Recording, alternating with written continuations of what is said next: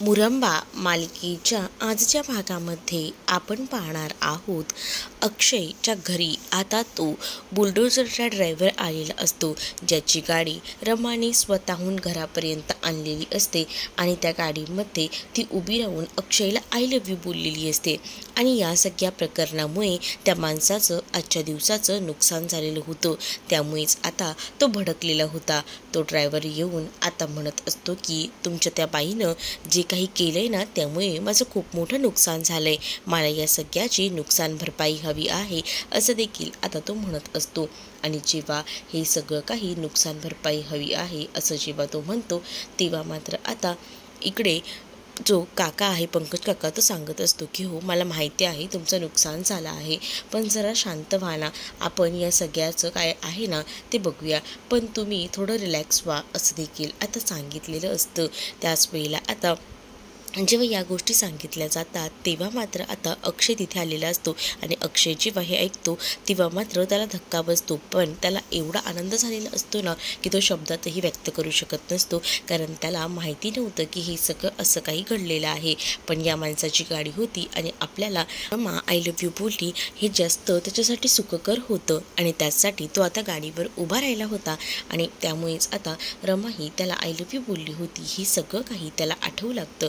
आणि त्यामुळेच ना आता मात्र अक्षय जो आहे तो त्याच्याकडे हळूहळू चालत जातो. अक्षयला तो म्हणत असतो की ओ तुम्ही काय करताय. अक्षयला बघूनच आता तो खूप जास्त घाबरतो. त्याला असं वाटतं की अक्षय आता त्याला खूप जास्त ओरडेल, त्याला मारेल. म्हणूनच तो ड्रायव्हर जो आहे तो आता घाबरतो. जो इतका वेळ खूप जास्त जोरजोरात बोलणारा ड्रायव्हर आता मात्र तो शांत झालेला असतो. आणि लगेचच त्यांनी मात्र आता मिठी मारलेली असते, ती म्हणजे तिथे असणाऱ्या या माणसाला. आणि तो माणूस जो आहे तो म्हणत असतो की काय आलंय, मग तुमच्यामुळे आज माझी बायको इतक्या वर्षांनी मला आय लव्ह यू बोलली, आमच्यातला दुरावा संपला असं देखील अक्षय आता सांगू लागतो. अच्छा, हा प्रेमाचा मॅटर आहे का, मला माहीत नव्हतं.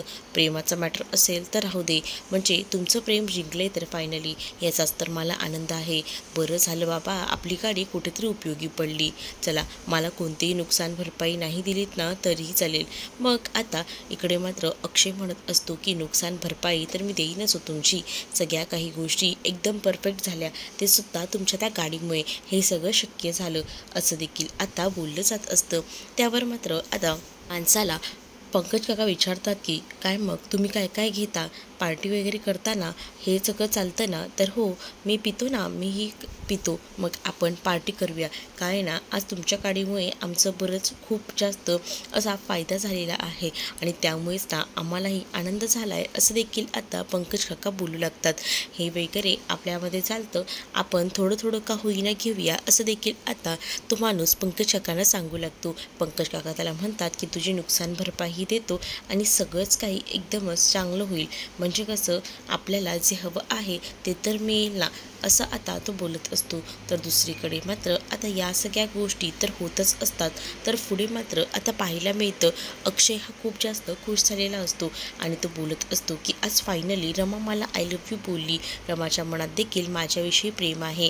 आणि मग हे प्रेम आता काही झालं तरीसुद्धा शुद्धीवर असताना सुद्धा तिने म्हटलं पाहिजे, म्हणजेच अक्षयने जसं दारूच्या नशेत म्हटलं होतं तसं आता अखेरीस रमाच्या तोंडून सुद्धा जेव्हा अक्षयला कळतं की रमाचं माझ्यावर प्रेम आहे, तेव्हा तो सुद्धा या सगळ्याचा खूपच जास्त विचार करू लागतो.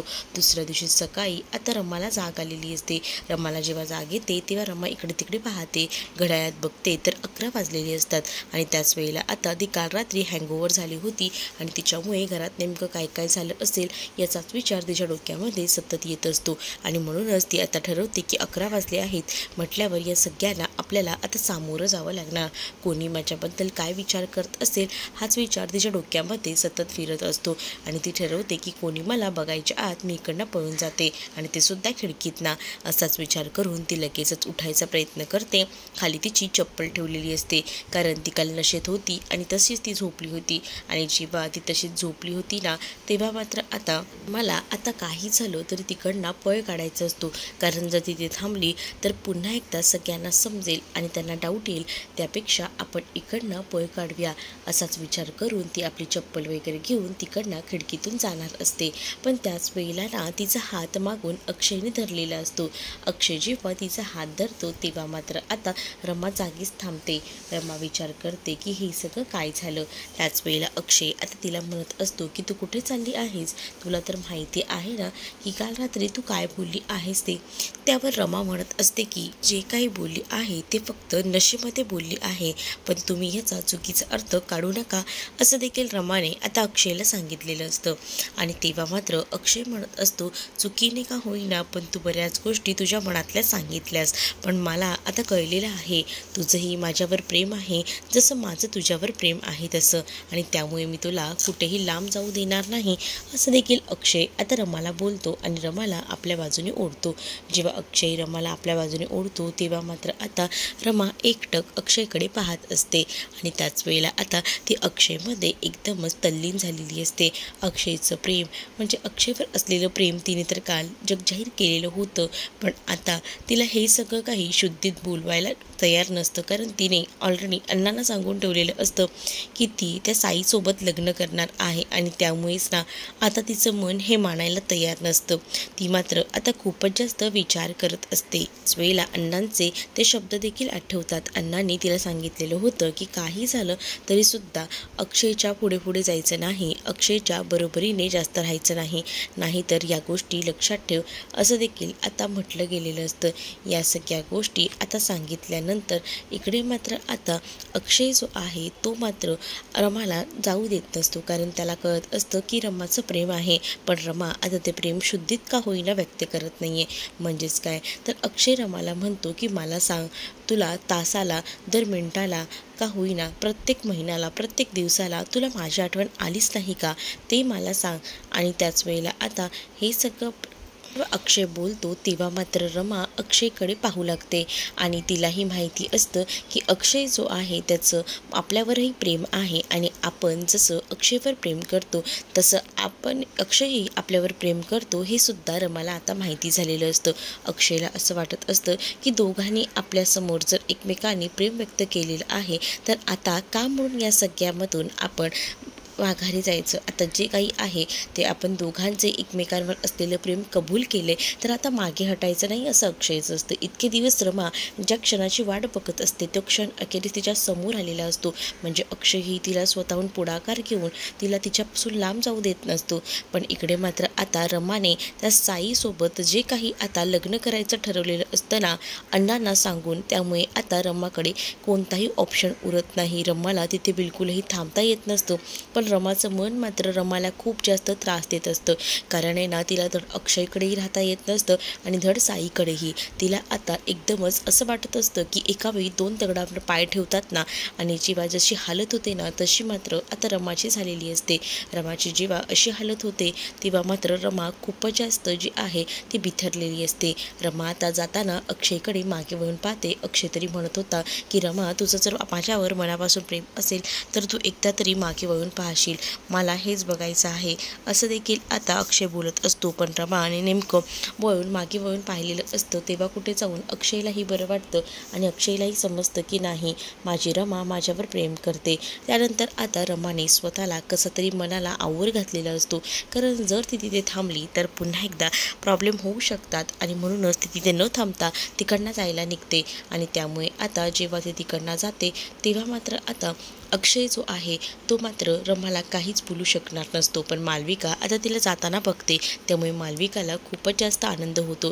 दुसरीकडे मात्र आता आरोही जे आहे त्या गोलूला घरात घडलेला प्रकार सांगते. म्हणजेच माझी आई माझ्या बाबांना आय लव्ह यू बोलली, आता सगळं काही नीट होणार, माझी आई माझ्या बाबांपासून कधीही लांब जाणार नाही हे तर मला आता कळलेलं आहे, फक्त ते दोघंही जण एकत्रच असू दे अशीच माझी इच्छा आहे असं देखील आता आरोही बोलत असते. आणि आरोही जेव्हा हे सगळं काही बोलते तेव्हा मात्र आता गोलूही खुश होतो.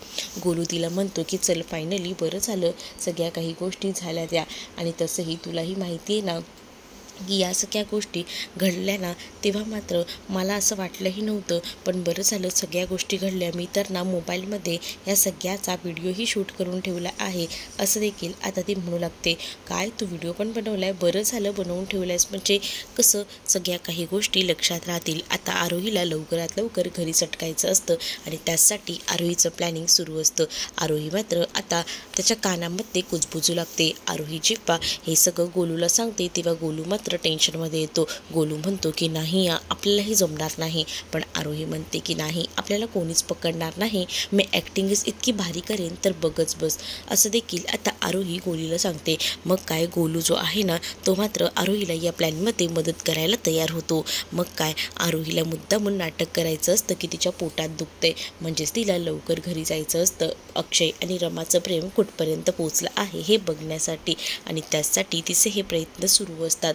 जेव्हा ती हे सगळं करत असते तेव्हा मात्र गोलू तिथे उभं राहून बोलत असतो. इथे मात्र नाटक केलेलं असतं आरोहीने की तिच्या पोटात दुखत आहे. आरोही खूप जास्त जोरजोरात ओरडत असते की मला कोणीतरी वाचवा, माझ्या पोटात खूप जास्त दुखतंय. आणि त्याच वेळेला गोलूही तिथे असतो. गोलू सगळ्यांना हाका मारून बोलून घेत असतो. तेवढ्यातच एक टीचर तिथे येतात आणि त्या टीचरना इथे मात्र येऊन विचारतात की काय झालं आहे. त्यावर मात्र ती सांगू लागते की माझ्या पोटात खूप जास्त त्रास होतोय, मी काय करू? तर थांब मी तुझ्या आईला फोन करून बोलावून घेते, असं देखील आता सांगितलेलं असतं. आता ते टीचर आहे ना मालविकाला फोन करायला जात असते. इकडे मात्र मालविका आणि त्यासोबत या इरावतीचं प्लॅनिंग सुरू असतं. इरावती मालविकाला म्हणत असते की कसं सगळं काही करायचं आहे. त्यावर आता तिला मालविकाला ज्या गोष्टी आहेत त्या सगळ्या काही गोष्टी व्यवस्थितपणे समजावून सांगितलेल्या असतात. मालविका इरावती सांगत असते की बघ आपल्याला हे अशा पद्धतीने करायचं आहे, म्हणजेच काय तर अक्षयला कॉफीतून एक गोळी मिक्स करून मी देईन. ती गोळी खाल्ल्यानंतर अक्षय जो आहे ना तो पूर्णपणे झोपेत निघून जाईल, आणि अक्षय जेव्हा झोपेत जाईल ना तेव्हा आपल्याला हव्या त्या गोष्टींना आपण करू शकू. या सगळ्या गोष्टी बोलल्यानंतर इकडे मात्र आता पण हे सगळं पॉसिबल होईल का? का नाही होणार आहे? सगळ्या काही गोष्टी पॉसिबल होणार आहेत. तुला माहिती आहे का, जेव्हा अक्षय हा पूर्णपणे गाढ झोपेत जाईल ना तेव्हा मात्र आपल्याला जे हवं आहे ते नेमकं आपण साध्य करू. मग काय करायचं या गोष्टीही आता ठरलेल्या असतात. म्हणजेच काय तर आता हळूहळू का होईना तू त्याच्या जवळ जायचं आणि मग नंतर सकाळी रडायचं, म्हणजे असं दाखवायचं की तुमच्यामध्ये सगळं काही होऊन बसलेलं आहे आणि त्यामुळेच ना आता हा सगळा खेळ जो आहे तो मांडलेला आहे. आणि एवढ्या सगळ्या गोष्टी जेव्हा आता बोलल्या जातात तेव्हा मात्र आता मालविका खूपच जास्त खुश असते. मालविका विचार करते की मला ज्या गोष्टी हव्या आहेत त्या तशाच पद्धतीने घडायला हव्यात, आणि त्यामुळे आता इरावतीने प्लॅनिंग सांगितल्यानंतर मालविका एका पायावर हे सगळं काही करायला तयार होते. पण मालविकाला आता इरावतीने सांगितलेलं असतं अक्षयसाठी खूप छान तयार हो, म्हणजे अक्षयही वेळा झाला पाहिजे तुला बघून. मग काय आता इरावती गेल्यानंतर मालविका तयारीलाच लागणार असते. पण तेवढ्यातच ना मालविकाच्या फोनवर फोन आलेला असतो, म्हणून मग मालविका कॉल रिसीव करते. खरं तर जेव्हा मालविका कॉल रिसीव करते तेव्हा शाळेतनंच मालविकाला सांगितलेलं असतं की आरोहीच्या पोटात दुखतंय, म्हणूनच तुम्हाला फोन केला. तुम्ही मागे सांगितलं होतं ना की तिला काही त्रास झाला की मला सांगायचं, मी तिची आई आहे म्हणूनच तुम्हाला मी सांगितलं आहे, असं देखील आता सांगितलं जातं. आणि जेव्हा या सगळ्या गोष्टी सांगितल्या जातात तेव्हा मालविकाचा मूड थोडा का होईना ऑफ होतो, कारण तिला आता अक्षयसोबत ती रात्र एन्जॉय करायची असते आणि त्यासाठी तिला सगळी तयारी करायची असते. पण त्यामुळे आता अचानक स्कूलमधून फोन आलाय म्हटल्यावर तिला तर स्कूलमध्ये जावंच लागणार, त्यामुळे ती आताच्या घडीला शांत असते. पण त्यानंतर मात्र दुसरीकडे आरोही जी आहे ती पोट दुखायचं नाटक करत असते. त्याच वेळेला आता आरोहीला टीचर म्हणतात की हो हो बाळा थांब, तुझी आई येतच आहे, काळजी करू नकोस, आई पोचेलच इतक्यात, मला कळतंय तुला त्रास होतोय, असं देखील आता त्या टीचर ज्या आहेत त्या आरोहीला बोलू लागतात. त्यावर आरोही खूपच जास्त खुश होते. आरोही विचार करते की चला फायनली आपल्याला ज्या गोष्टी हव्या होत्या त्या तशाच घडत आहेत. त्यामुळे आता गोलूही तिच्यासाठी खूप जास्त हॅप्पी होतो. गोलू म्हणतो कसली ॲक्टिंग करतेस ग तू, म्हणजे आता तुला जे हवं आहे ते तर तू साध्य करू शकलीस, असं देखील आता म्हटलं जात असतं. गोलू आता पूर्ण तयारीनिशी आता कामाला लागतो. म्हणजेच काय तर गोलू आता विचार करत असतो की चला फायनली आपण जे आहे ते इकडनं जाऊया. म्हणजे कसं आपलं प्लॅनिंग तर सक्सेसफुल झालं. मला तर वाटलंही नव्हतं टीचर लगेच फोन लावतील, पण बरं झालं. म्हणजे आता तुला घरी जाऊन तुझ्या आईबाबांना व्यवस्थित बघता येईल, त्यांचं आता गाडी कुठपर्यंत पोचलेली आहे ते, असं देखील गोलू आता तिला बोलत असतो. गोलू जेव्हा या सगळ्या काही गोष्टी सांगतो तेव्हा मात्र खूप जास्त आनंद आरोहीला होत असतो. आरोही म्हणत असते की मी आता माझ्या आईबाबांना कधीही वेगळं होऊ देणार नाही. दुसरीकडे रमा ही खूप जास्त स्ट्रेसमध्ये असते. म्हणजेच ना तिच्या डोक्यात सतत विचार सुरू असतात. ती विचार करत असते की हे सगळं काही काय होऊन बसलेलं आहे आणि त्यामुळेच ना तिला आता कळत नसतं आणि त्यामुळेच ती विचार करत असते. आणि त्यावेळेला ती ठरवते की चला आपण देवाला तरी निदान एक काम करूया, एक कौल लावूया, म्हणजे देव तरी आपल्याला सांगेल. आणि म्हणूनच तिने आता देवाला कौल लावायचा ठरवलेला असतो. म्हणजे देव जो संकेत देईल तो तर आपल्याला मानायचाच आहे, हाच विचार करून तिने आता देवाला कौल लावायचं ठरवलेलं असतं. देवाला जेव्हा ती आता कौल लावायचं ठरवते तेव्हा मात्र तिने अक्षयचा सुद्धा जास्त विचार करत असते. तिला आता कळत असतं की अक्षयशिवाय आपल्या या आयुष्यात कोणीसुद्धा दुसरं नाही आहे. आणि त्यामुळेच ना आता ती साईसाठी सुद्धा आणि अक्षयसाठी सुद्धा असे कौल लावते. आणि ती विचार करत असते जर या साईडचं फूल पडलं तर आपल्यासाठी आपला अक्षय हा आपला असेल. आणि त्याचबरोबर तिने आता जेव्हा हा कौल लावलेला असतो तेव्हा मात्र आता ती ठरवते की चला आपण हा कौल लावूया आणि हा कौल लावल्यानंतर आपण आपल्या मनातल्या सगळ्या इच्छा ज्या आहेत त्या देवाकडे बोलून दाखवूया. हे सगळं तर होतं आणि म्हणूनच तिने देवाकडे कौल लावलेला असतो. जेव्हा आता तिने देवाकडे कौल लावलेला असतो ना तेव्हा मात्र आता ते गुरुजी सुद्धा आता तिच्याकडे बघत असतात आणि तिला म्हणत असतात की बाळा तुझा जो काही कौल आहे तू लावू शकतेस. आणि 2 फुलं ठेवली जातात आणि तुझ्या मनात जो काही संभ्रम आहे तू देवाकडे बोलून टाक, असं देखील आता तिला सांगितलेलं असतं. आणि त्याच वेळेला आता ती सगळं काही देवाकडे बोलू लागते. आणि त्याच वेळेला आता ती म्हणत असते की काही झालं तरीसुद्धा मला माझ्या मनातलं सगळं काही तूच आता सांगू शकतोस. मी खूप जास्त देवा गोंधळलेली आहे. आणि त्यावेळेला ती कौल लावते. दुसरीकडे मात्र आता साई जो आहे तो कंटिन्यू तिला कॉल करत असतो. आणि जेव्हा तो कंटिन्यू कॉल करतो तेव्हा मात्र रमा काही कॉल रिसीव करत नसते. म्हणूनच आता त्याला टेन्शन आलेलं असतं की काय झालं असेल. तो खूप जास्त बिथरलेला असतो. आणि जेव्हा तो खूप जास्त बिथरतो ना तेव्हा मात्र आता त्याला कळत नसतं की काय करावं. त्याची आई त्याला येऊन बघते आणि ती सुद्धा त्याला येऊन म्हणत असते की काय चाललेलं आहे तुझं, तू अजूनही तू त्याच टेन्शनमध्ये आहेस का, की अजूनही रमा आलेली नाही आहे. अरे बापरे, एवढी सगळी तयारी केलीस तरीसुद्धा ही मुलगी कुठे राहिली आहे, असाच विचार ना इकडे मात्र आता सुरू असतो. या सगळ्या विचारांमध्येच तो हरवलेला असतो. आणि म्हणूनच तो आता म्हणत असतो की मला नाही माहिती त्या कुठे गेल्या आहेत, पण ते येतीलच, असं देखील तो आईला सांगत असतो. पण त्याच वेळेला मात्र जेव्हा ह्या सगळ्या गोष्टी तो आईला सांगतो ना तेव्हा मात्र आता ती आई खूप जास्त भडकते आणि म्हणत असते की दे इथे तो फोन, मीच लावते आता तिला फोन. आणि असं बोलून आता ती फोन काढून घेते.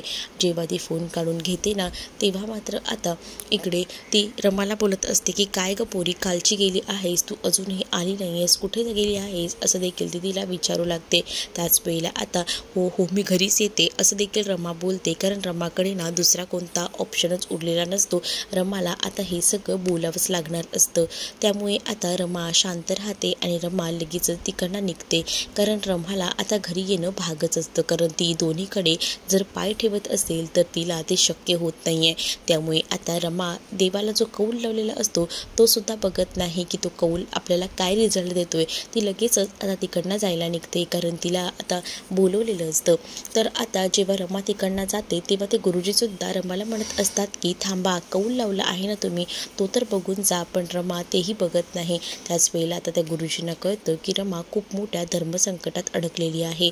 म्हणून ते गुरुजी म्हणत असतात की जाऊ दे, मुलीचं सगळं काही चांगलं होऊ दे. त्याच वेळेला दुसरीकडे मात्र रमाने जो कौल लावलेला असतो त्यातलं उजव्या साईडचं फूल जे आहे ते पडलेलं असतं. इकडे आरोही आता स्कूलमधून बाहेर पडलेली असते. पण तिला ना आता किडनॅप केलेलं असतं. जेव्हा तिला किडनॅप केलं जातं तेव्हा मात्र आता तिला आता सांगितलं जातं की आपल्याला घरी जायचं आहे. पण ती जेव्हा रस्ता बघते तेव्हा तिला समजतं की हा तर आपला रस्ता नाही आहे आणि म्हणूनच मग ती विचार करते की नाही काहीतरी चुकत आहे. ती त्यांना विचारते, पण तिला ना आता सांगितलं जातं की नाही हा आपला रस्ता नाही. मग तिला कळतं की किडनॅप केलं गेलेलं आहे आणि त्याच वेळेला रमा इकडे तिकडे शोधते, पण रमालाही ती कुठेही दिसत नाही. अक्षयही आता विचार करतो की रमा अशी काय म्हणते. तर रमा घरी येऊन सांगू लागते की हिला स्कूलमध्ये बोलवलं होतं, तिच्या पोटात दुखत होतं म्हणून, पण ही शाळेत तिला घ्यायला गेली नाही आहे, म्हणूनच आपली आरोही किडनॅप झालेली आहे. आरोही कुठेच नाही आहे. 2 वाजता ती घरी यायला हवी होती, मग ती कुठे गेली. मग अक्षयही टेन्शनमध्ये येतो. तुम्हाला हा भाग कसा वाटला हे नक्कीच मला कमेंटमध्ये सांगा. अशाच नवनवीन भागांसाठी आपल्या चॅनलला सबस्क्राईब नक्कीच करा. चला तर मग भेटूया पुढच्या भागामध्ये. तोपर्यंत टाटा बाय.